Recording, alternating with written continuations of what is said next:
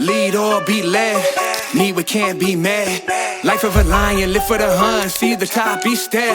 Lead or be led. Me, we can't be mad. We rolling? We live? Yeah. Eric Spofford, what's up, dog? What's up? When was that? When were you here? Now I'm thinking 22, about it. Right? It must Yeah, have so been this 22 was 20. or 21. Well, so last year, 23 was Jordan So it would have been Peterson. 21. So 20, no, it's 22. 22. Yeah. 19, 20, 20. That was a hell of an event, man. It was fun, man. That was like, I think, that was one of your first, like, when you first started, you hadn't really been speaking before. What's interesting about on stage, me, like now. Not publicized. Right. Not Yeah, it was like I 2022. do now. Yeah. Because I've been public speaking for a long time, been in recovery formats. Yeah. And so, it's an anonymous program. There's no videographers, there's no content, there's no anything. Yeah.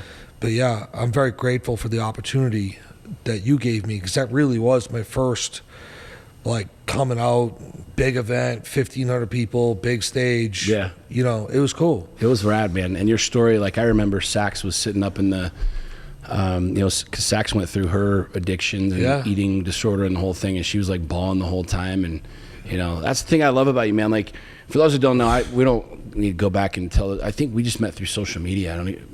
Paths crossed and whatever, and like reading your story. And I think you you exited the company a little bit before, but like your whole story about addiction and recovery, I was like, fuck, dude, that's the jam to me. Like, and we've talked about this many times behind the scenes. The people that I seem to gravitate towards and have the dopest connection with are the people that have like the darkest paths. Yeah, man. The darkest freaking experiences and stuff like that. So for anybody that doesn't know Eric, go check him out online. Instagram is his whole story. But take us back a little bit. Like, tell us kind of the in a nutshell, because I don't want to talk too much about the past. I want to kind of get into now and like what you're doing and how you're doing it and why you're doing it. Because like you have fuck you money now. You don't need to do shit. Which, by the way, I saw your picture of flying on Delta. How was that? It sucked, bro. I made the decision on the way here. I was like, to fly commercial.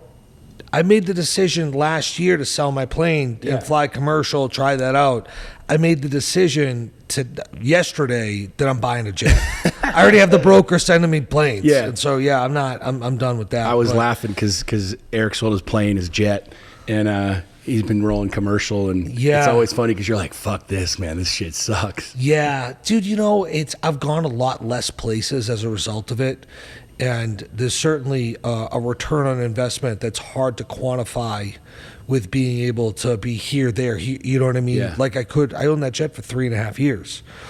And so it's been, 6 months without one, but and honestly, it also worked from a tax standpoint. Like I was up on the jet market was up.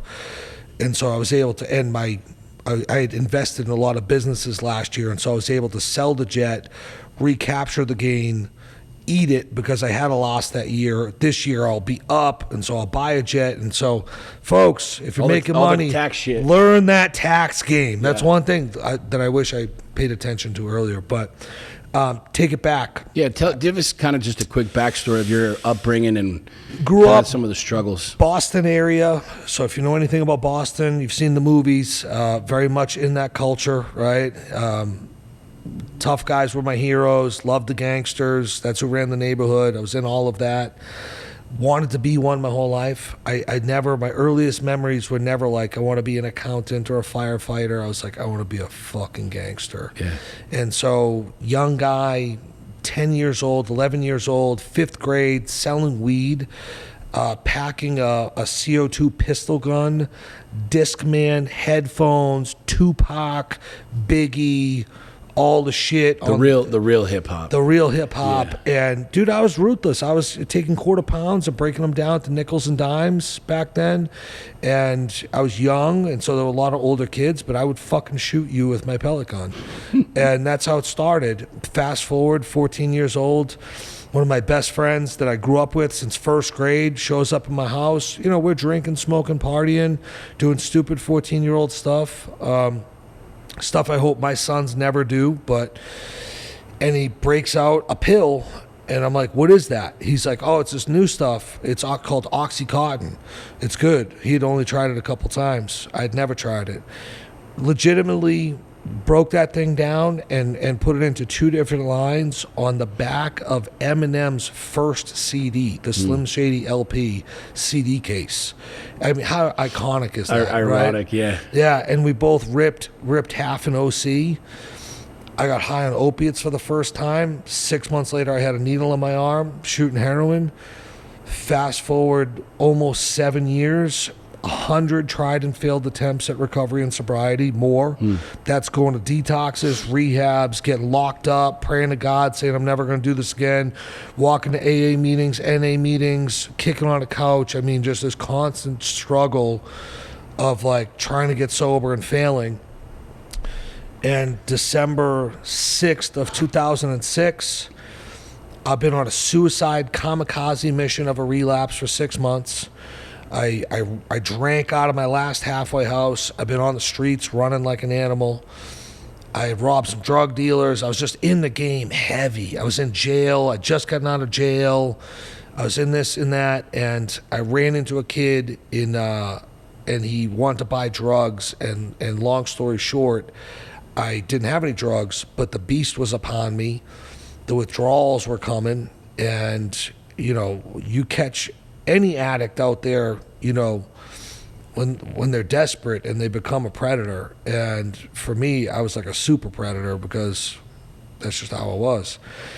And I robbed him for $82 with a kitchen knife. And I bum rushed him, put the knife on his throat, looked him in his eyes, ran his pockets. I took him for $82 on the night of December 6th of 2006. I went and bought 4 bags of heroin. I went to the trap house that I was staying at, which was in the same neighborhood that I robbed him at. I shot the 4 bags of heroin, and right at that same time, there was just blue lights outside everywhere. And he had reported an armed robbery. And, obviously it made a different story up than a drug deal and all that. But he had, when I put the knife on his throat, it had given him a cut on his throat. And so the facts were not good. And so I hid in a closet that night. And I got on my knees in that closet, and I swear, the entire night, I was just waiting for the door to get kicked down. It was a known trap house I was in, and them to just come in and get me and take me away forever. And I got on my knees, and I cried out to God, and I said, God, I don't know what I'm doing, man. I can't live. I can't picture myself living another day like this. I'd rather die. I'd rather you just take me now. And I don't have a single idea of how not to live like this or how to live a life that looks anything different than this. And it's weird because I said those prayers legitimately from my knees. There's a difference in prayer, I think, too, right? You can pray, but then you can pray and mean it. And there was a moment of real surrender, not half surrender, not I'm going to pray but on my terms.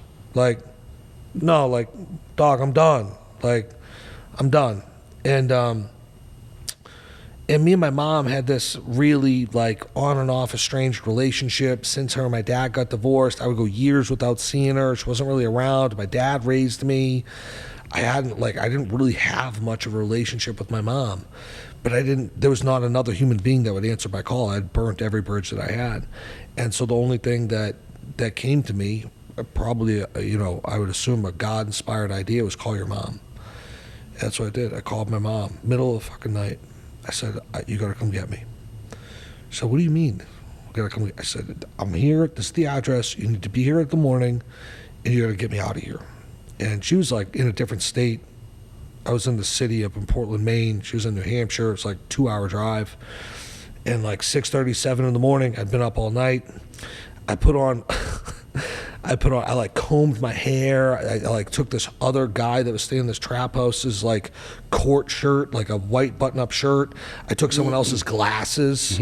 I put together a costume, dude, to leave the house because I'm I'm gonna get busted the second I walk out of here. I ran out of that house, dude. I dove into her back seat, dressed she was what the fuck is going on right now, right? She didn't see me in years. Yeah. And I'm go, go, go. And that was December 7th of 2006, and I've been sober and in recovery since that day. I have not used another mind-altering substance of any sort for more than 17 years now, since then. That's where it all started. And that led you to the owning the rehabs and the whole thing. That led me to, dude, one day at a time. It's all, for me, it's all God. Yeah. Right? It's all God. Like, I got down there and I didn't know what to do, so I prayed, and God, you know, I was like, what do I do? And there's this weird pivotal moment where, like, what do you think that was? Like, that's, you said surrender. It was surrender. It's an interesting word. Especially, like, for me, it's been an interesting word, you know, for a long time. But, like, what was that? It's hard to describe it. Like, it's hard to orate it, right? I'm sure. But what was that? Yeah, goosebumps thinking about it. Yeah. Like, what, try and describe that, because I know what that's like, and I know that I never went down the rabbit hole as far as you did, but that word surrender, I think, it's really, really, really powerful, because that's that. I've always said, you know, one of my favorite quotes is, when the pain of the current reality becomes greater than the fear of change, that's when people change. And when you get to that surrender moment, when it's like you're praying, all right, God, look, I got to close this deal. Like, and there's always this negotiation, but when you're finally like, I'm out, like, here, take it. Like, if I live, if I die, I don't fucking care. Like, take it, right? I guess the question that when I heard you say that is, try and explain that. What does that surrender word mean to you? What was that like? It was a complete white flag. It was that it was without terms and conditions. Whereas every time I'd ever attempted this, it was like, yeah, but I have terms. Yeah, but I have conditions. I'll do it, but we have conditions of mine that have to be met also. And this time I was just so broken that I was like, what you said, it was just whatever, man. Like, live, die, take it. You know, I've messed this thing up so bad. There's no way that anything you're going to do with it could possibly be worse than what I've done with it, right? So just take it. I'll do whatever you want me to do. And I also, you know, for whatever reason, and I don't, you know, I'm still figuring this out, and I think about it a lot, that, like, why me, right? All my friends are dead, every one of them. Why me, right? Maybe, I don't know. But God also placed, like, amazing teachers in my path, right? He gave me amazing men that there were so many times in that journey where I look back and I'm sitting across the table like this, or wherever I'm at, talking to another man that's been placed in my life as a teacher, a coach, a mentor, a sponsor, and I'm looking at them and they say some shit to me, and I'm like, Sean didn't just say that to me, fucking God did. I see God in your eyes right now. One gentleman looked at me and said, Eric, is it possible that God used heroin and all this other bullshit in your life to break you down hard enough to bring you back to him? What if you're not a victim? What if you were supposed to do all this? What if before you ever came back to planet Earth, that was the plan the whole time, because God needed you uniquely positioned to help other people? Hey, Eric, how about this? God don't need shit from you. His kids do. There's nothing you can do for God except help his kids. So what fucking makes you useful, right? And these are the things that, like, lit me up and like just resonated in my soul so much that I was like, I have to do everything. I have a duty and I have an obligation. And so what happened for me was I got introduced into 12-step recovery, which a lot of people don't really understand what 12-step recovery is, right? 12-step recovery was really like not like going to the meetings and drinking the coffee and talking about not drinking. That's like stereotypical what people think AA is. 12 steps, the actual spiritual program of the 12 steps, are clear-cut directions on how to have a conversional spiritual experience. And a lot of people don't realize that. They just think it's going to meetings and drinking coffee and, like, doing some stuff. It actually stemmed off of like kind of a born-again Christian type of movement called the Oxford Group. And the Oxford Group had 6 steps of action, which consisted of, like, prayer, meditation, inventory, confession, restitution to everyone they've harmed, continuing to seek guidance through prayer and meditation, carrying a message, right? And so these guys get sober, not to talk about the whole history of Alcoholics Anonymous, but the program is developed in that. I ended up in the hands of, within a giant community of AA, this like subset that were like fucking evangelical, right? Like they took every word in every direction as serious as it was written in black and white. And I went through this process. I'd never talk about this in content, but I went through this process of doing everything that was laid out in this divinely inspired book called The Big Book of Alcoholics Anonymous. And in that, there were some pivotal moments. There's, of course, we come to believe that we're powerless. And that means that without God, I am nothing. Without God, I am doomed. And it's not a good thing. Like, at the end of the first step, it says, like, dude, you're going to find God or die, essentially. Second step is that leaves us with the second step proposition of we came to believe in a power greater than ourselves. Third step, we make a decision. In that decision, there's a prayer. And it says, God, I offer myself to thee, to build with me and do with me as thou wilt. I took that prayer 17 years ago on my knees, and it goes on, it's a longer prayer than that, holding the hands with another man, and I meant it then and I mean it today. And the takeaway from that was that, God, you're responsible for my life. I give it all to you. Where I go, who I do it with, all of it, that's you. I'm responsible for my conduct. But you put me where you want to put me. You're the employer, I'm the employee. Got it. I understand that relationship. The rest of it is we took a moral inventory. We really go down deep inside of ourselves. We analyze all of our resentments. We end up turning those things around and looking at ourselves. For everyone that we've ever had resentment, right? People think resentment's like screaming anger. It's that too, but it's really the root word of resentment is resentare, and it means to re-feel. So all these situations that have crossed me, I'm constantly just re-feeling and living through. And I'm fucking a 20-something-year-old man having conversations in my head about that motherfucker that stole my sports cards in the 4th grade. I'm like, if I see that Ryan Halloran again, dog, like it's 20-something years later, bro. Like and so doing this work of looking at where we ask, ultimately it's a long process, but we look at 4 questions. Where was I selfish? Where was I self-seeking? What was I trying to be seen as? In other words, what was I fearful of? And where was I dishonest? And then the last question is, what was I fearful of? And in that, it's so powerful because we talk about extreme ownership. I was just thinking that exact thing as you said that. I came to know extreme ownership well before Jocko wrote the book through this. And so it's so funny, like all the recovery stuff translated to personal development so deeply. The most powerful experience of all of that was the 9th step.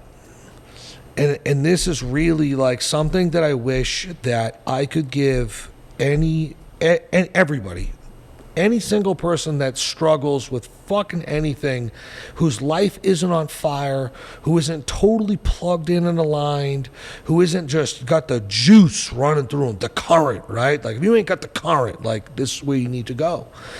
And it had me write a list of everyone that I ever harmed. Bro, I was a fucking psychopath. Like, I need 10 notebooks for that shit. The list was like 300 and something people long, dude. It was Walmart for stealing every Home Depot, Target, every store you could possibly think of. I treated like a personal ATM. I would just go in, if I wanted this water, I'd just walk out with it. Like, it doesn't matter if it's 10 cents or fucking $100,000. Like, you stole, dog. Like, yes or no. Point blank. Yeah. Not like yes, but it was 10 cents. Yeah. Yes or no. It was hearts I broke, lies I told, people I cheated, people I stole from.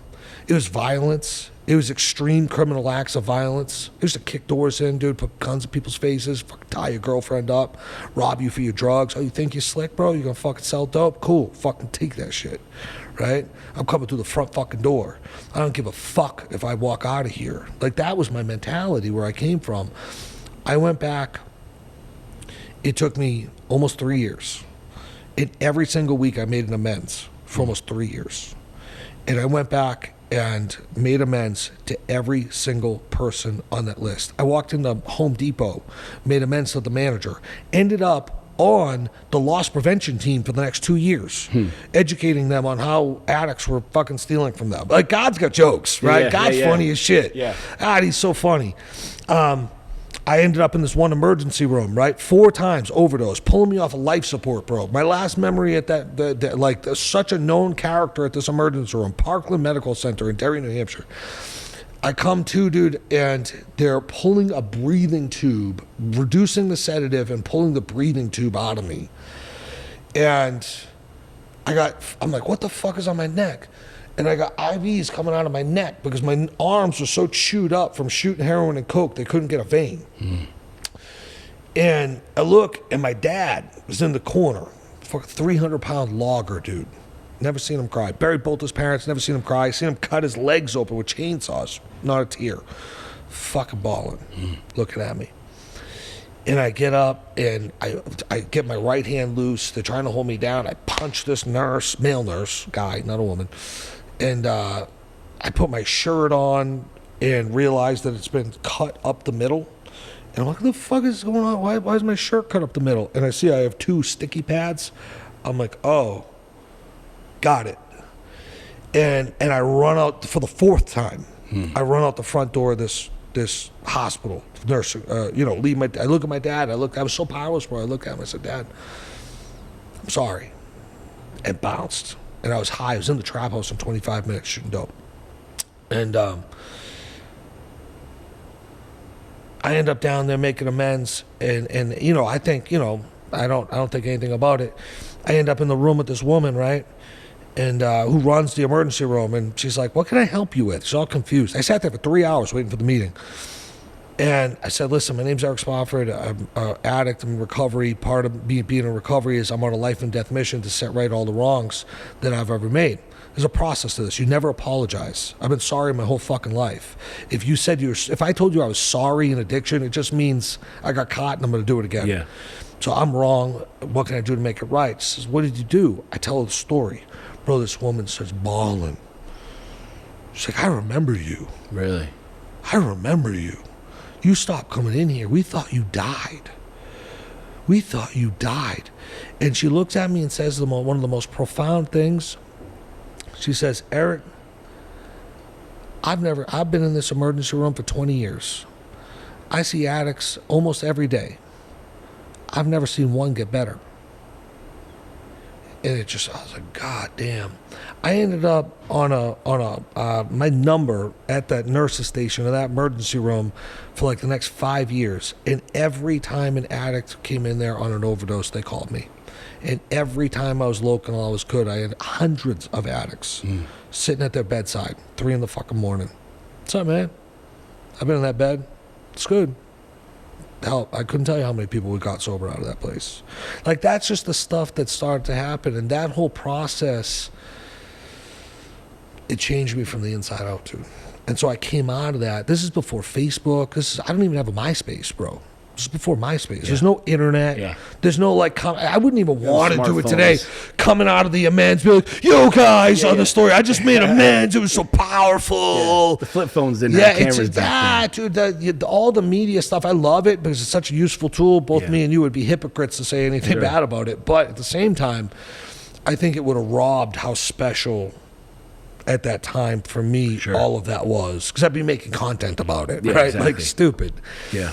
And in that experience to the business stuff, that all lit a fire.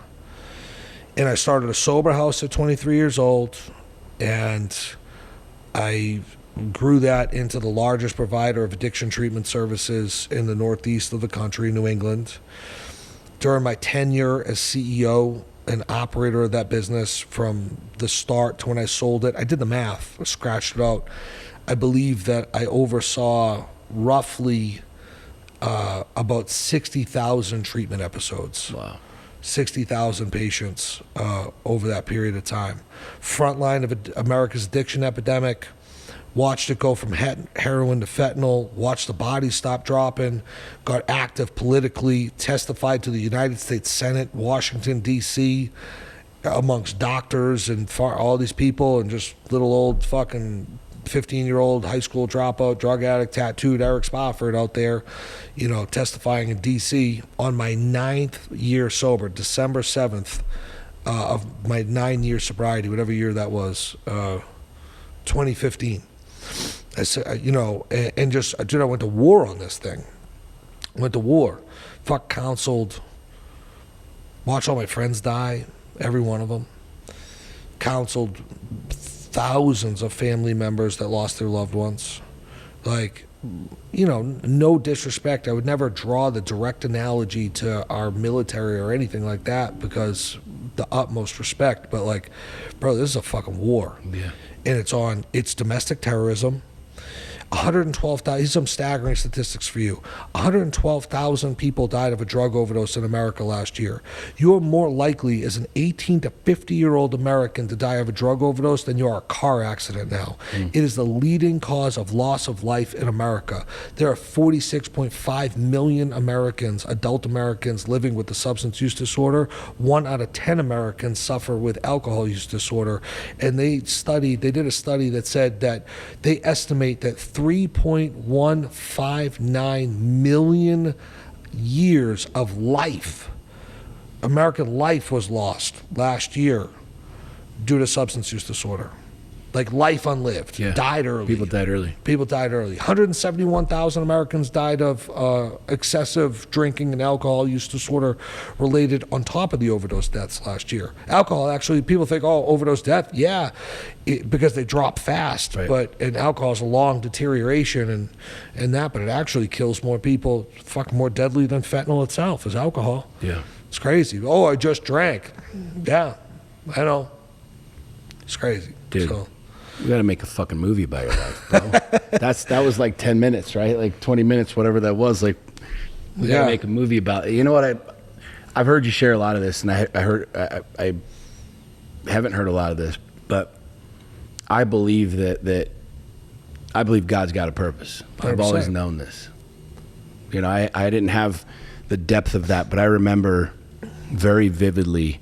I had a little story where I was selling some pot back in the day and walked into a house, and they opened up the front door and SWAT was there and ski masks and the whole thing. And long story short, I'm locked up. Joke was on you. Yeah, it was an interesting story, because I think all the really good entrepreneurs at some point in time sold pot. You know what I'm saying? We all sold weed. It's how we better started. than an MBA. Yeah, right? I could go to Harvard, or I could freaking chop it up. I get a pound, I break it down, boom, this day, here.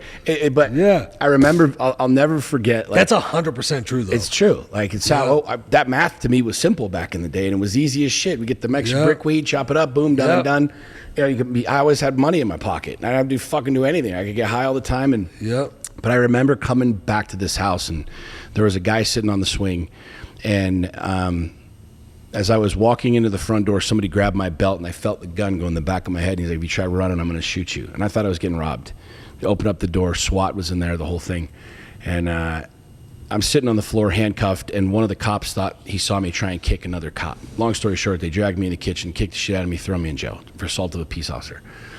I sat in there for 10 days, and my mom wouldn't get me out. She's like, you're sitting, because I'd been in that spot a couple times, and she'd always come to get me. And I remember thinking to myself, I didn't have the trap house moment, but I had that moment where I was like looking at all these like white collar crime older dudes that are in jail, and I'm like 19 years old. I'm like, this isn't the jam, dude. I don't want this shit. All my friends were in their 20s, freaking sleeping on couches, working at Einstein Bagels. I'm like, that's just not the jam. I don't want this. And I remember coming out thinking the same thing. Like, I knew that path wasn't the right path, and I knew that was not going to get me where I wanted to go. I had no clue where I wanted to go, no clue what the fuck I was going to do. No aspirations. I'm going to go be a architect, a Navy SEAL, whatever. It's just, I just knew that wasn't the space that I wanted to be in. And I remember very vividly that journey of leaving that behind, but understanding now, 25 years later, that was very intricate in who I am today. 100%.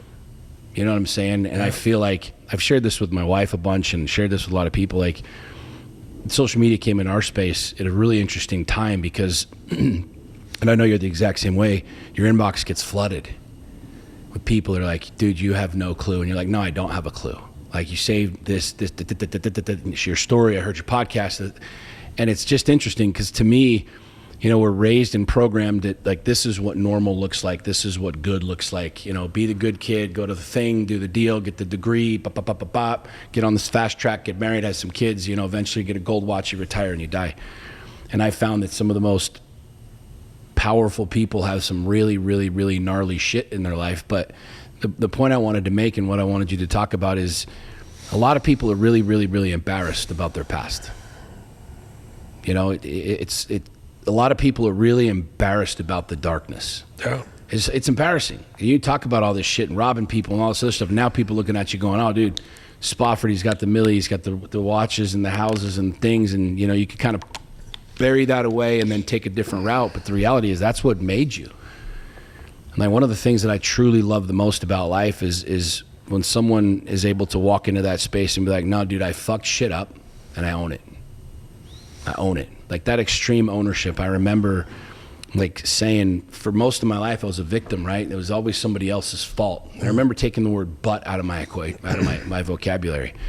You know, I beat the shit out of this dude, but it was because he said I was a dick in my marriage, but it was because I just stopped saying it. I was like, no, I'm a dick. I got a problem. Like, yeah, I was rude as fuck. I said shit I shouldn't say. And there's like that ownership that you're talking about. Most human beings, I don't think, have ever walked down that path. Because you feel naked, you're exposed. Like, you want to like hide because it's really simple to be like, no, them or the government or my mom or my dad or whatever. But share for a second, like, that, not just ownership, but you being in a place where you understand that your mess is your message. Like you truly, like, yeah, you talk about business a lot, and people see you now and they see the cars and they see the shit. But I know that you know, and I know that without a shadow of a doubt, your greatest work is not about building the businesses. Your greatest fucking work is in the souls and the hearts of man who are in that same closet. I have two things to say about that. One, for the people that are embarrassed or ashamed or scared, and I mean this respectfully, I don't think they're awake or aware of this, but you are fucking a self-consumed, self-seeking, selfish, self-centered son of a bitch. You know what's in that? A whole fucking lot of you. Yeah. A whole lot of you. Who and what are you living for? Brother, I'm not here for me anymore. Yeah. I took that prayer. That prayer meant that I'm now, and it says it in the big book, an agent for God, right? That I'm empowered by to act on the behalf of. And so when your life becomes all about them, you become a conduit, meaning it passes through you to them. And so when I can look at it and go, none of this, how it affects me doesn't matter. It doesn't, I don't even consider it. Like, it's not even like, oh, well, they might think this, they might think that. I'm not thinking about that. What I'm thinking about is the guy or the girl that's trapped in the fucking darkness, that the power of me sharing my story that I once was there too, arguably for a lot of you, probably in a worse place. And if I can come out of that, and I can fuck the boat and the watch and the cars, if I can not use drugs and be a good dad, mm-hmm. and be a good friend and be a man of good moral upstanding and character and maintain sobriety for what I believe will be the rest of my life, then you can too. Yeah. Right? If I can do it, there's no plausible excuse of why you can't. Yeah. And so when I make it about them, and so it's really, for me, comes down to, well, who are you living for? You're still living for yourself. And I don't know about you, dude, is the more that I think about myself, the more unhappy I am. The more I make this mission-based and the more I make it about other people and helping other people, the happier I am. Like, the more content, the more full I am, and all of that. You know, recently, of course, fast forward, I built the business. This is a crazy story. I'm going to tell you this, bro. I've never said this out loud, but I wish he was here. I'll FaceTime her in if anyone fucking doesn't believe me. 2019, I've been in the business since 2008. It's 11 years in. Lori Boudreau, my chief operating officer, which you know, she was at Lions Den with me, is working with me. We're a team. I have no followers on Instagram, like maybe 1,500 people I went to high school with or something. I got pictures of my kids, like fucking a vacation or two, and my dog. I'm following you. I'm following Andy. I'm following Ed. I'm following like all the guys. I'm standing in her office. I'm leaning on a cubicle, and I look at her, and I said, Lori, I'm going to tell you something. I've always had this weird intuitive. You get plugged in, you get messages. Like the dog. Matrix. It fucking beams you in. Yeah. Like, you don't know what I'm talking about. You're just not, like, You'll that get is there. true. You get there. And so I'm used to it, right? And I know when it comes, it's real. Yep. I don't question it. Doesn't make sense most of the time. It's just like, go. I look at her, and I said, I don't know why. I don't know what. This is actually why I sold my business, bro. This is fucking crazy. I've never told the story. I said, you see these guys? See these guys? I said your name, bro, in this conversation. I fucking promise you can call her right now. I said your name. See this guy, Sean? You see this guy, Andy? You see this list? I had like fucking probably 6 or 8 of them, right? I said, I'm going to be like them on this social media stuff, sharing my story one day, and these guys are going to be my friends. And I'm going to roll with them. And I don't know why I know that, but I know it.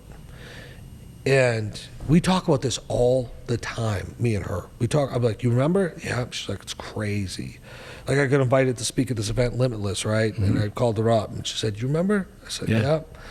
It's crazy. And at that time, if you had talked to me up until right that time period, I would have said, I will do this because this is what the mission that God gave me for the rest of my life. Yeah. I could never have imagined not running that business. I could never have imagined not being Granite Recovery Center's Eric Spofford on the front lines every day. I couldn't imagine anything different for my life. I thought I would live in New Hampshire forever. I thought I would retire there. I thought they would bury me in the cemetery down the street.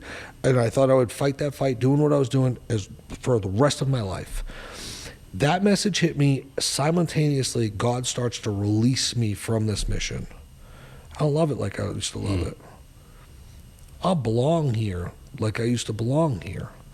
Then God's kind of a bully when he wants you to do something. So he starts to make it real tumultuous for me. People start turning on me. I start getting labor disputes. I start getting sued. I'm like, okay, this was like family and love and like, what the fuck is going on? What's going on? And I'm like, all right, I'm not supposed to be here anymore. And there's this uncertainty that most people are such fucking cowards, they will never figure this out. That if you're holding on to one trapeze bar, you have to let go of one to get to the next. And there's this moment where you're just free falling through the air that you just don't know. And this is that time period for me. A couple of years go by of this struggle. March 2021, I'm like, I call Lori. I said, I'm out. She's like, what? I'm like, I'm out. My next call is the investment banker. My call after that is the fucking legal team. Boom, boom, kick off a process. 10 months later, I'm across the finish line. $115 million sale. Crazy. Whole nother podcast. What happens? I buy a place in Florida. I buy a plane. I buy a boat. Dude, I went from, when I lived in New Hampshire, I had the Lambo, I had the McLaren, I had some stuff. Dude, I hid it in my garage and like drove it out of town like this to go like get dinner somewhere, hoping no one would see me. And I went from that to having assets, putting content on social media, decided to go open kimono, right? Like, fuck it, send it. And then, like, not much different than, why am I a heroin addict? Well, because I had to be a heroin addict because God had to break me and he had to bring me back to him and he had to condition me and give me all this life experience, this very painful stuff, so I could go be a soldier and do all this stuff that he needed me to do, right? Like, it's like, so at this point, it's like a revelation to me a long time ago, but now I'm just like, of course, duh. Yeah. You know what I mean? Like, obviously. So now I end up sitting on my fucking yacht in Miami with my mansion, my cars, all my fancy friends, all my followers, all my attention, all these invites everywhere, all this fancy shit, right? And dude, I got a lot of survivor's guilt. Like, a lot of people fucking died. I still talk to their parents. I still help take care of some of their kids. Like, that's real. And I'm fucking sitting there and I start to like suffer with this, like, how the fuck did I get here? Why do I deserve this? Like, why am I? It fucking hits me, bro. And I'm like,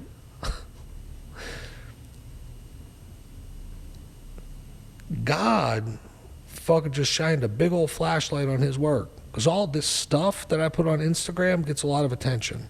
I post my Lambo, my boat, my shit, all that stuff, right? Gets a lot of eyeballs. And then they come in and I'm like, here's the message. Yeah. Here's what you see what I'm saying? Yeah. And it just clicked for me and I was like, okay, I understand. Yeah. It's a gift. I understand. It's a gift from God. I believe that as much as I believe the Son. It's a gift from God, but it was like all of that stuff equated in getting a lot of attention. Yeah. And then it was like putting the attention on God's like, look what I did with this fucked up little degenerate, Eric Spofford. You know, and it cleaned his ass up, could do it with you too. And so it all just kind of clicked for me with all of that. But people need to lean into that stuff. Like the fear, the anxiety, like whatever you're scared of, do that. Like, I'm scared to tell my story. Imagine living in that fucking prison your whole life. Imagine the regret. Imagine the pain of living a fucking life of anxiety, worry, doubt, just like you're going to run out of time, dog. Like, bro, we ain't gonna, who fucking cares? Yeah. Like, you scared of jumping out of that plane, jump out of that plane. You scared of telling your story? Fuck it, you should do that on stage in front of a lot of people. Like, you should like puke in front of them because you're like freedom. You know what I mean? Yeah. Like, it's no different than like, I know you're did some MMA stuff. I've done a little MMA stuff myself. How free is it the first time you really realize that getting punched in the face doesn't suck nearly as bad as people think it does? Yeah. Now I'm good to come in here. I lived, Yeah, Mike Tyson 100%. talks about that. He's like, becomes violently ill before his fights. You know what I mean? Yeah. I used to get so fucking terrified. That's why I did it. There's some, maybe it's a screw loose, maybe I'm normal, maybe we're normal, maybe we're not, I don't know. But there's like that. We're definitely not normal, Sean. No, there's that thought process. I remember so vividly. I've had 5 pro MMA fights, and I never did it for the money. I just did it because it was terrifying to me, right? Yeah. And I grew up scrappy, little Irishman, same kind of thing. We drink, we fight, whatever. But I remember like getting my hands wrapped, thinking to myself like what the fuck am I doing this for? Why am I doing this? Like, is it the ego? Like, why am? And it was fucking terrifying. It was terrifying as shit to me. And as I go back and look at my past and the history, it's like all of the things that have really meant the most, but have catapulted me is that fear. Like just doing it. Like it doesn't make any fucking sense, but you got to go do it, right? Mm-hmm. And I truly believe that conduit is as real as the sun. Like I put, you know about this story, but a year and a half ago, I had this vision of speaking in front of people without speaking. Have you heard this story? Yeah. I remember. You think about that, right? Because we've spoken on, imagine standing in front of 1,000 people, 2,000 people. And Eric Spofford, everybody, okay, cool. And you come walking out, and everybody's like, you got the pick that he's gonna talk about the recovery and the thing and the boats and the whole thing, right? And there's this built up, hyped up, like, it's me, right? I'm gonna come out, I'm gonna rip everybody's fucking faces off. This is what I'm gonna do. It's this big event with all these men, and I remember being up all night long the night before because I know God put that in my mind. He's like, who do you have to become to be able to teach people without ever speaking? I'm like, what the fuck does that even mean? And for a year, me and God, it's like, what are you talking about? That doesn't make any fucking sense. I'm supposed to draw the circles and the ones and the twos. That's like what I do. It's what I'm known for, right? Millions of followers, that's what I do. And nobody knew. And I remember just like laying up all night and God was like, you're going to do this tomorrow. And it was truly like, it wasn't a negotiation. It was kind of that word, like for real. And I believe that when you have the eyes to see and the ears to hear, God's talking to me in billboards. He's talking to me here. He's talking to me everywhere. And when you start paying attention and you're like, oh, yep, got it, yep. And it's real. Awake. It's just like the Matrix. You see it and you're like, oh, he's talking everywhere. He's talking to me everywhere. And that fear, when I walked out on that stage and I stood there, 50 minutes I stood there. And anything and everything you could imagine. Dudes were standing up, they were sitting down, people were like hands up like we were in church. Dudes coming up heckling me. And the entire time God's like, just stand here. I'm going to do the work today. Like I'm going to be the free. You're just the conduit. You're just the vessel. And I think that like that fear, man, like there's so many people that follow me and that follow you that live in fear, afraid. Share the story, share the past, share their abuse as a kid, share their addictions, share their fuck ups, share the money they lost, the people they've cheated, the whole thing. And to me, that stepping into that fear is like the ultimate liberation. It's the ultimate sense of it's the ultimate aspect of freedom, because you know what I think just hit me. You can't. You know that, and I know that, and it's like when you get there, it almost becomes addictive. I can't imagine my life like going, all right, no, God, next. When you go down the line, you're like, yeah, I'll take that one. He's like, no, do this, but no, okay, I'll do that. It's like, no, here it is, and you just gotta go, and it doesn't make sense all the time. Do you know one of the things that I think set me free of that? One of the things I know that set me free is that we have a balance sheet, right? If you've ever run a business for 5 seconds, you know what a balance sheet is, right? Debits and credits. I stepped into sobriety and I owed, right? I owed a lot of people conversations. I had harmed a lot of people. I needed to clean it up. It was that process of doing the work of addressing all that stuff. Yeah. Like I don't like going back and like whatever that looks like. You don't have to do what I did, but you gotta fucking do something. Walking into that Home Depot, you're not like, yeah, let's go, let's have a chat. Your heart, you're beating. You're just like, fuck, what am I doing? Dude, when I walked into Walmart, I legitimately threw up. Like not like I felt like I was gonna. Like Dude, puke. I fucking puked. Yeah. I legit like puked everywhere in the parking lot. It's like, all right, like let's go. And so like doing that work and going back and addressing it, like you can't. For me, my belief, my experience, I should say, is that had I just shut the door and tried to move on, it would have haunted me for the rest of my life. Forever. I had to go back and I had to open it up. I had to like go back and have those conversations.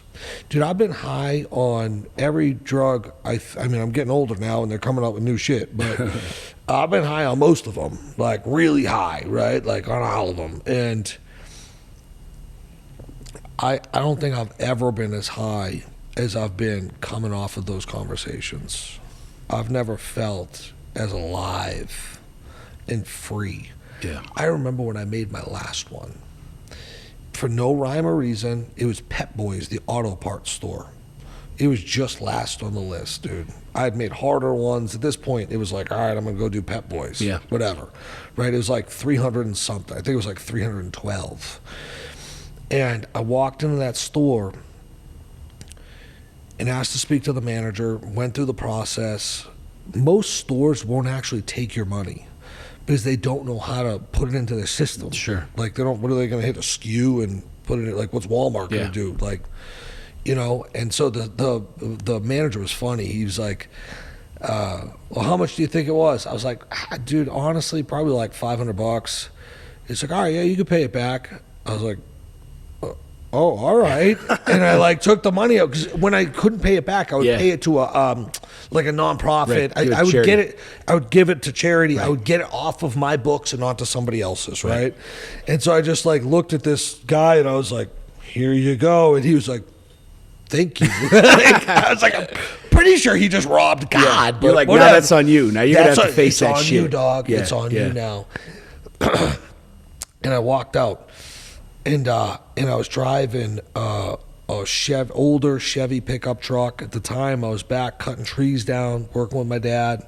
So I had my work truck and letters on the side, you know, chainsaws in the back. I started driving down the street, and it fucking hit me, dude.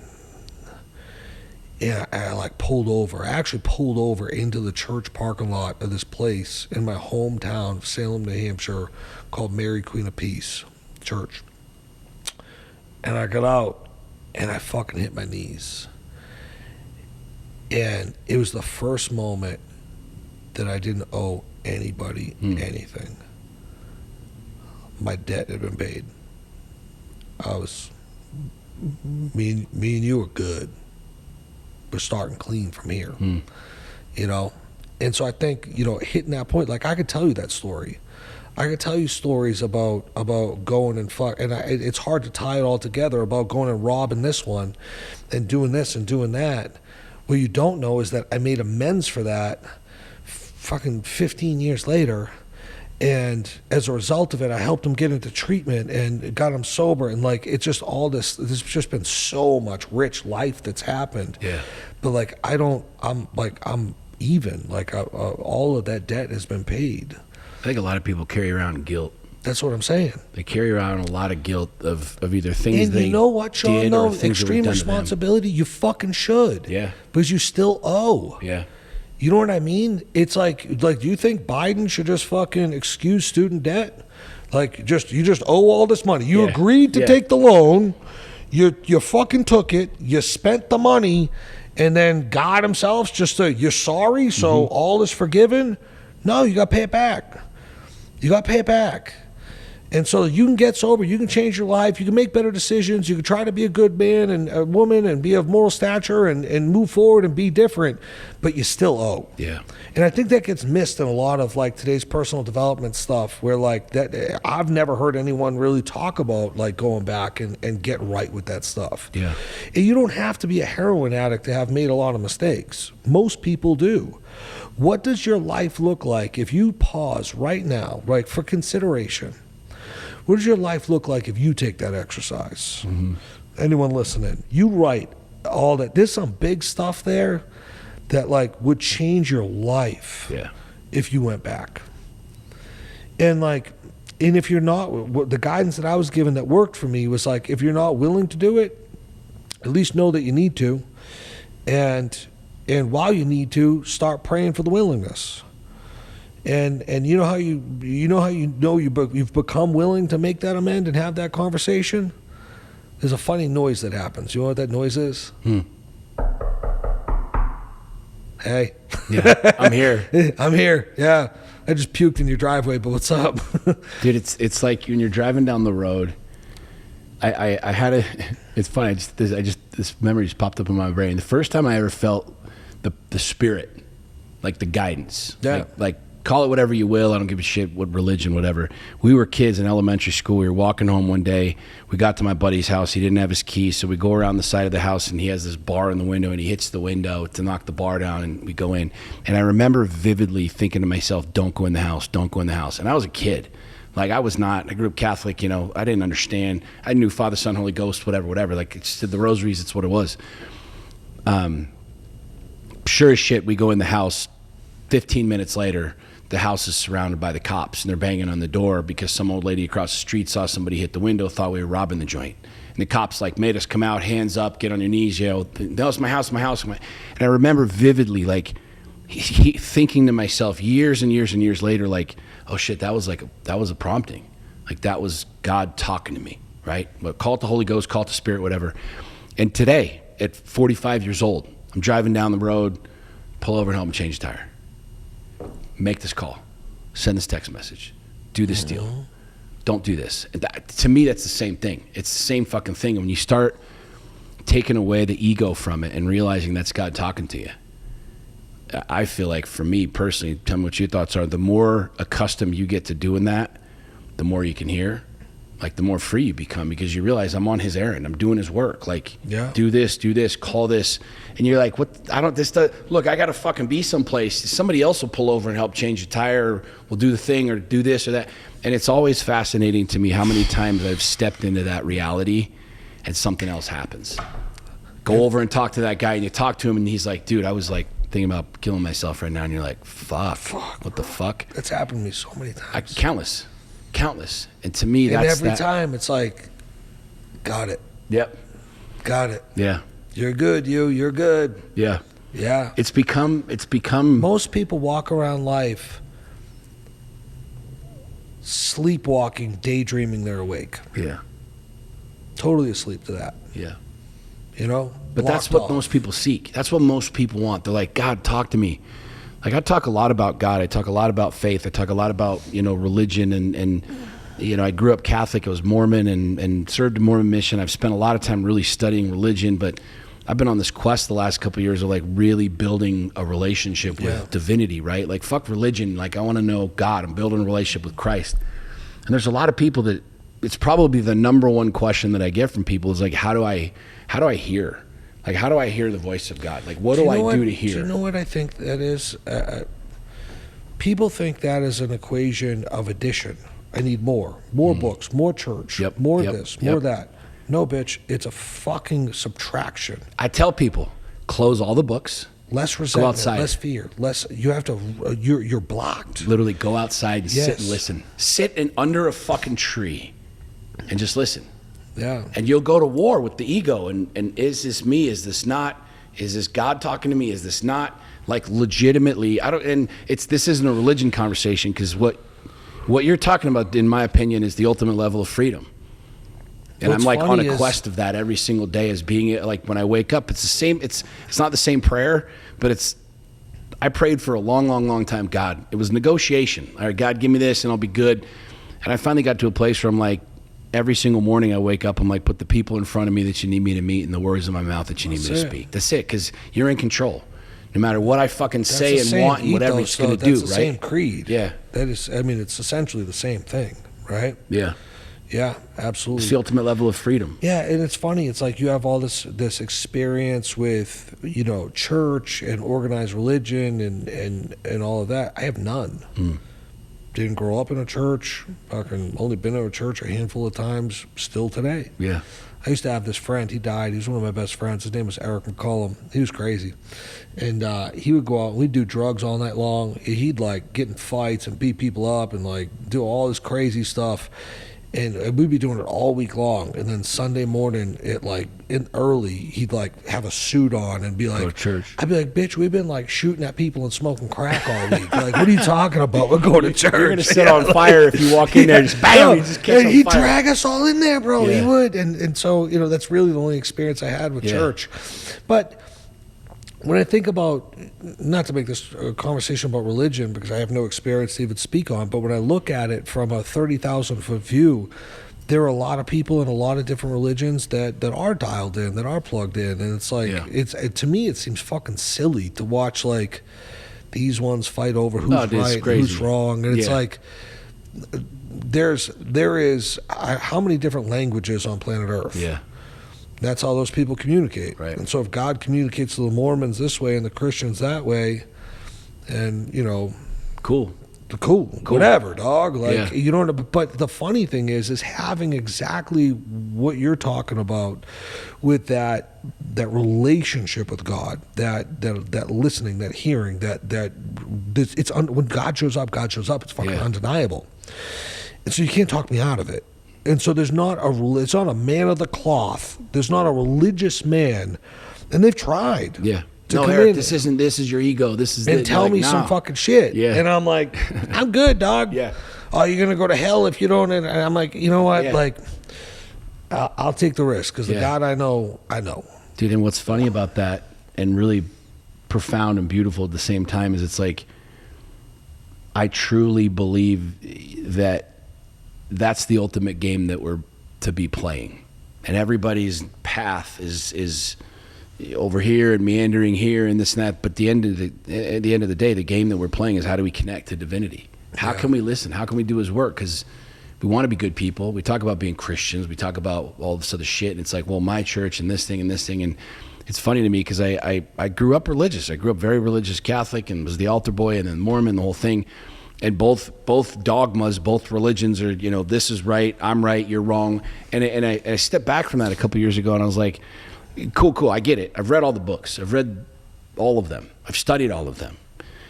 And at the end of the day, like the call is truly, come follow me.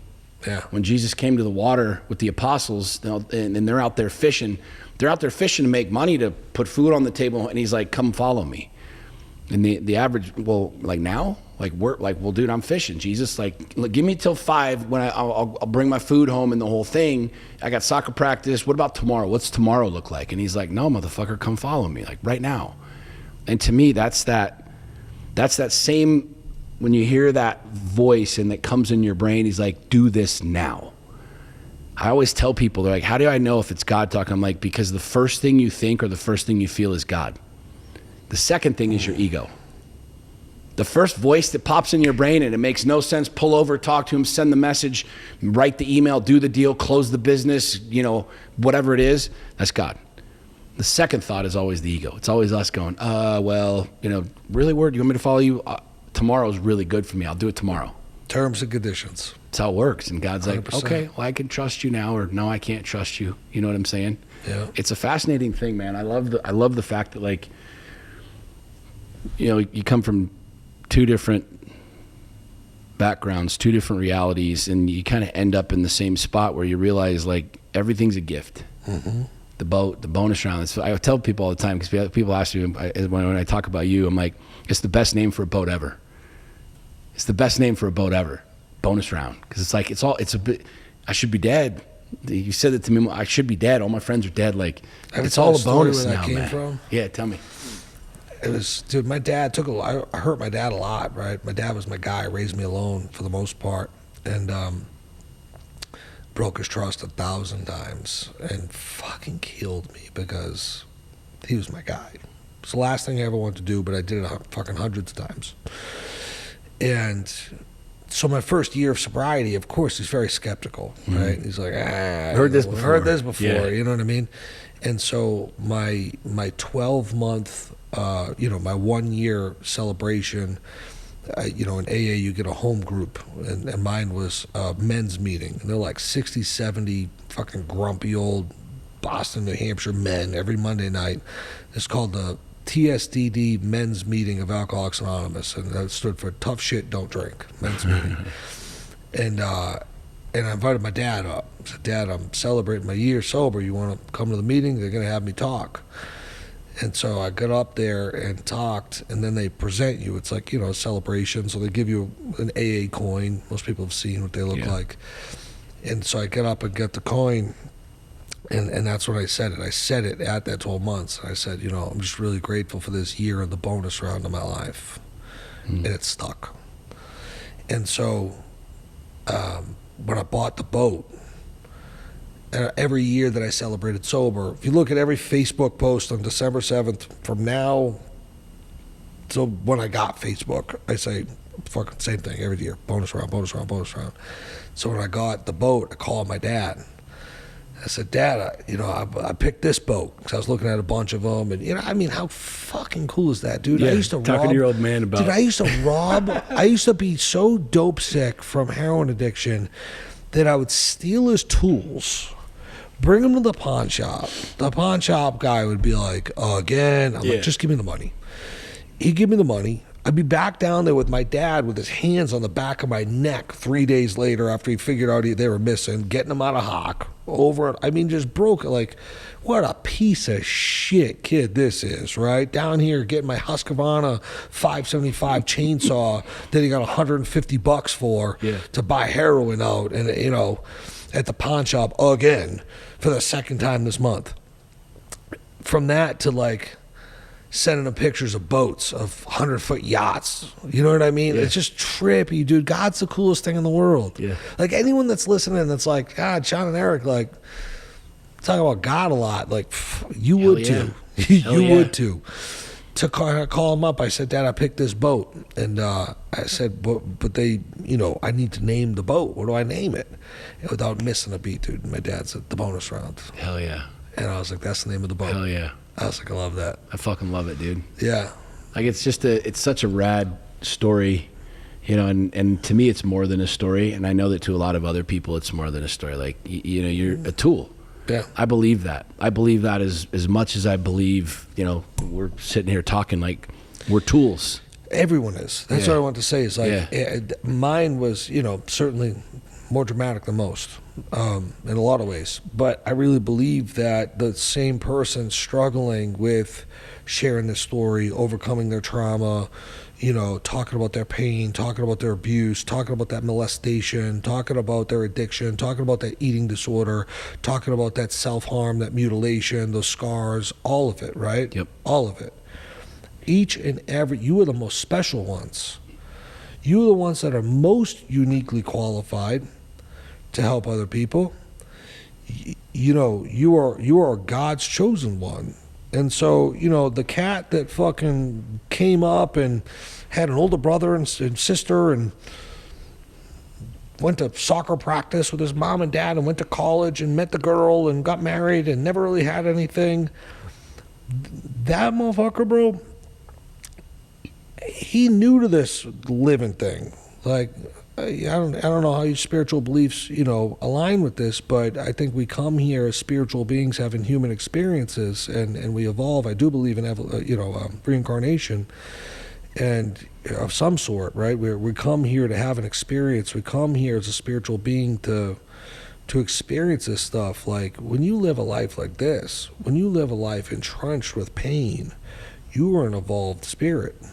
You've been at this a while. You've been matured, because now you're really getting to a place of having the assets and the tools to be uniquely qualified and useful. And if you could just do the work and get out of your own way and become aligned with the plan. There's a fucking plan. And all that fear, anxiety, pain, doubt, and insecurity is fucking nothing more than a result of your resistance to the plan. And if you could just let go and get your ass in line with the fucking plan, God would blow the fucking doors off of your life. It'd be you on stage. It'd be the millions of people looking at you and your story of overcoming. And so a lot of it is just about resistance to what's meant to be, People struggle probably more than anything with that. Like, what is my purpose? I think I've seen countless people struggle. What's the purpose? What's the purpose? I mean, Google it. There's millions of things and results and ebooks and seminars and how to find your purpose, books, like thousands and thousands and thousands of books written on that shit. When that came to me years ago, like, your mess is your message, I realized that, like, when that first post of mine went viral, when I talked about my divorce and my anger and the bitterness and everything, it was like the first time that I actually told the truth. I was terrified of sharing. I was a fuck up. I lost millions of dollars, went bankrupt, divorced, like the antithesis of, like, fuck up. I remember, like, vividly, I'll remember this to the day I die, writing that post, and it was like just fucking puking the truth out. And there was just no buts. There was no excuses. There was no blame. It's like the kimono. Like, here it is. Fucking naked as shit. I tell people that all the time. You only got to stand in front of the class one time, butt-ass naked. Before now they know what you're playing with, right? You only got to do it one time, because once you stand in front of the class naked, they're like, all right, here's Spofford, here's Whalen, all right, cool, word. It doesn't fucking matter. That's the thing that I keep telling people. I'm like, just get in the fucking front of the class, drop the kimono, and then you're done. Now the fun begins. Because from that moment, as I realized, like, two things happened to me when I started telling the truth, when I started sharing my shit, when I started just telling people where I'm at, like the past and the darkness, and owning that stuff. Number one, millions and millions and millions of people resonated with it. And, like, I'm looking at it going, word, like why the fuck do y'all like this shit? It's me talking about how big of an asshole I was. Like, why? This isn't the Disneyland picture with me and the kids and looking all great and Olin Mills shot and the whole deal. And I was like, this is interesting. People resonate with the darkness. But number two, I felt better. I felt better. The truth, it's you've heard it 1,000 times, the truth will set you free. Yep. And it truly will fucking set you free. I mean, it will set your soul and your mind and your heart to where, and I bet you don't want to die. I don't want to die. I want to live for, if there's a pill to live for another 100 years, I'm in. Let's do this shit, right? But, like, man, the reality is that if God took me today, I have very little that, like, I haven't said or done. 100%. I have very little that I would be like, no, wait a second. Yeah, there might be a thing here, there, but very, very, very little that I couldn't bounce today and leave today and be like, cool. I don't want to. I got kids, and I love watching my kids grow and the whole thing, but I've made it right with God. I've made me right with God. And I think that what I love about your story and what I love about this conversation is there's a lot of people that are going to listen to this. They're going to be like, yeah, but my story, you don't get any darker than, you don't get any fucking crazier than your shit. And if you can do it, it's still saying, why can't you? Why can't anybody listening to this? And you just heard what Eric said. Like, it doesn't fucking matter what it is, what it was, how deep it was, how bad it was. Like, that's the thing I love about talking to people and coaching, and you coach a lot of people, and people are like, it's easy for you, but let me tell you my story. I'm like, no, motherfucker, I guarantee you, like, there's no divorce on the planet that could be any nastier or messier than my fucking divorce. So you can't go down that path. There's a saying in recovery about that I love, that nobody is terminally unique. Nobody's terminally unique. What does that mean? What does that mean to you? That, like, nobody is different enough to be exempt from what worked for me and what has worked for countless other people. The work is the work. It's always been the work. It's been the work for thousands of years. God is God. God's been God since the beginning of time. And nobody is terminally unique enough that this won't work for you. Yeah. God does not make hard terms for those who seek him. He actually makes it very simple and very easy. But it's up to you to try. It's up for you to do the work. It's up for you to get rid of the terms and conditions in which you approach him on. Like, imagine being God and you come to God. You're fucking God. And this little pecker fucking comes up and is like, yeah, God, he wants to negotiate with you. You're like, I'm fucking God. Like, what do you mean? You get this, right? You'll do it if. Right. But you talk about the word but, yeah. right? But and if and when and but I need and, if onlys and all this stuff, right? Like, none of that matters. Like, the darker it is, my friend, the better. Do you know what's an interesting thing? I want to tell you this before we wrap, is that when people come to me, and I coach, right? Now I coach all sorts of people. I coach business owners, 7-8-figure entrepreneurs. I coach fucking real estate people. I coach all this stuff. But my life's work has been with people that have addiction and alcoholism, right? Incomparable the amount of people that I've worked with in that than anything else. When someone comes up to me and they're damaged like a little bit, they got like little wounds, I'm like, oh, fuck. You still got a lot of gas in the tank, huh? It's like a fish, dude, on the line. Like, you're going to fight me, aren't you? Like, you're just like going to fight in that fucking line. When someone comes to me burnt, I walk into the treatment center, dude. I see the lawyer, just got a DUI, wife's threatening to leave him. Still got his job. He's on FMLA. Wife's going to take him back if he says the right things. I don't have a lot of hope for that guy. Yeah. Like, I'm like, he ain't done yet, right? Yeah. He ain't had enough. We ain't whooped your ass hard enough. I come in there in the detox unit in the residential program, and I see some malnourished, broken. Their eyes are just fucking gray. There ain't an ounce of life left in them. They've been fucking going and getting their head kicked in for fucking a long time. I'm like, that's the one. That's my guy. That's the one who's ready for this, right? That was me. If you had seen me back then, like, I wish there's a part of me that wishes social media was around because we would have taken more pictures. You know what I mean? But like that, and so when people have that, like, yeah, but you don't understand how bad it was for me. Like, good. The worse it was, the better. Yeah. You know what I mean? Like, there's also this interesting conversation around, I can only help people that I have really help them, really resonate with people that I have comparable experience. Yep. My shit was brutal, dude. Like, I actually have a piece of content loaded that I'll post at some point from a podcast that I talk about. I'm like, I breeze over it. I'm like, yeah, I tried Oxycontin, did heroin 7 years. I popped up and got so. Do you understand what happened in that 7 years? Do you understand how bad that was? You don't. Yeah. I fucking promise you don't.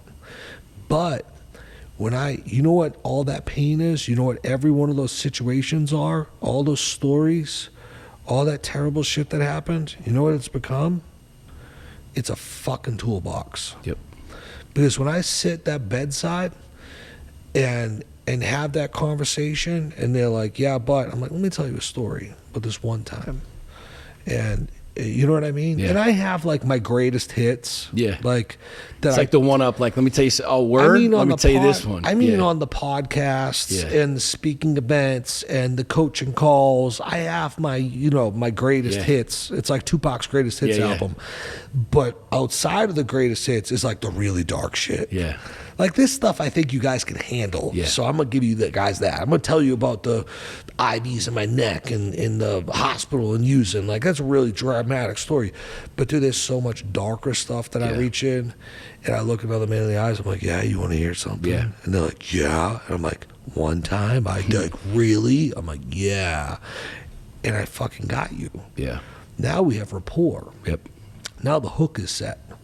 Now I'm uniquely qualified. You know who can't touch these cats? The ones that I touch? And people like me and people, and whatever your pain qualifies you to do, the therapists, right, the doctors, the psychologists, the probation officers, can't lay a glove on them. Yep. You know what I mean? And so I'm just it goes from what you're talking about, which is like this ultimate shame, guilt, remorse, embarrassment, to I'm grateful for every single fucking ounce of pain. And I mean that. Yeah. I mean the worst ones. Yeah. I mean the horrific stuff. I'm grateful for all of it. God, thank you. Hell yeah. Thank you for all of it. Mm-hmm. I don't want to do it again. Yeah. We're on the when other I'm side. reincarnated, let's skip that part. Make me a tree or a fucking German Shepherd or some shit like that, right? Something nice. But from the bottom of my heart, thank you. Dude, one of my favorite quotes, we'll wrap up with this because we could talk about stuff forever. One of my favorite quotes is, you are who you are today because of the choices and decisions that you made yesterday. Yeah. You are who you are today because of the choices and decisions that you made yesterday. And I love that quote because I reached a point in my own journey, in my own healing, where I had so much regret and remorse and anxiety and fear around my past. And through my process, I realized, like, people ask me all the time, like, if you could go back and do it all over again, what would you do different? I'm like, nothing. Not a single fucking thing. Not one fucking thing. Not one. Because if I did, then I wouldn't be who I am today. I wouldn't know what I know today. I wouldn't change a single fucking thing about my past. What about nothing? The darkest, not of it. None of it. None of it. The suicide, none of it. Because I wouldn't know what I know today and I wouldn't be who I am today. Mm-hmm. You agree with that? 100%. I agree with that. And I'm not God. I can only see this world through my very fucking small pinhole perspective of being me. And so when I participated in that darkness, like, yeah, there's a good chance that God, 100% certainty, I shouldn't say a good chance, that God is using me in God's will to perform all this good on this world too. But what are the chances that God was using me when I was inflicting all that pain also? Yep. Who the fuck am I to say that it was supposed to go any different? Amen. I've been playing my role by design the entire time, not just when I was making the better decisions. Amen. And so it happened exactly how it was supposed to happen. I accept all of it. I take ownership for my actions. I've made peace with it. I have paid my debts. And as a result of that, I am completely free, totally free. And not only totally free from the shift of perspective of being a victim, woe is me, how could this happen, what a bum deck of cards, hand of cards I was given, to fucking thank you. Yeah, grateful. Gratitude. All of it, Yeah. Yeah, man. I appreciate you having me here. Holy it's shit. a great conversation. And I feel like we're just starting to, like, we could keep going down the rabbit hole. But dude, I really appreciate not only you sharing your story, but your friendship. Like, Same, brother. We just, we don't hang out very much and very often, but I know, like, I got to call somebody at 2 a.m, bring a shovel. Just get a jet so you can get here quicker. You know what I'm saying? I'm there. But, dude, thank you for sharing, like, real talk. Like, thanks for shining the light and more than anything, being willing. You know what I'm saying? Because I know what that's like. I mean, our stories are different, but, like, I know what it's like to look that dude in the mirror and be like, I don't know, and just fucking jump. And that's a big thing. And I know that, like, God put us here for a reason and is using us to dent the universe, change the world, but more importantly, to refine us. Make us better men, make us better people. You know what I'm saying? And I think that I'm excited to see what happens for both of us and this community that is building around you and building around me, because it really does feel like it's all just very much in its infancy stages. I agree. And it's all just getting started. I agree. You know, totally everything agree. that's happened up to this point is nothing more than training camp and the prerequisite for what's about to happen. Yeah, training wheels are coming off. Time to ride the big boy bike. That's it, man. Ladies and gentlemen, Eric Spofford, go check him out. You can find him everywhere. Instagram, all over the joint. Follow him and do me a solid. I don't ask for anything on the podcast, but I know there's going to be a lot of fucking people that need to hear this. There's like everybody needs to hear this podcast. So if you resonated with this, please tag somebody. Please share it wherever you're listening to it, and make sure that this gets out, because it might just be one conversation that is their tipping point. That might be their trap house closet. And you know, last thing I'll say, anyone that is suffering with addiction or knows someone who's suffering with addiction, you can reach out to me directly in my DMs. I'm the only one on my Instagram. If I reply, it's me. And if you need help, I'm here. I spend a lot of time answering those messages and getting back to people and plugging them into the help they need. So on the bonus round. On the bonus round. On the bonus round. On the jet ski. I'm going to hit you up with a jet ski. All right, bro. I love you, man. Thanks for being here. Thank you. Ladies and gentlemen, thanks for listening. Sean Whalen Show. Peace. Peace.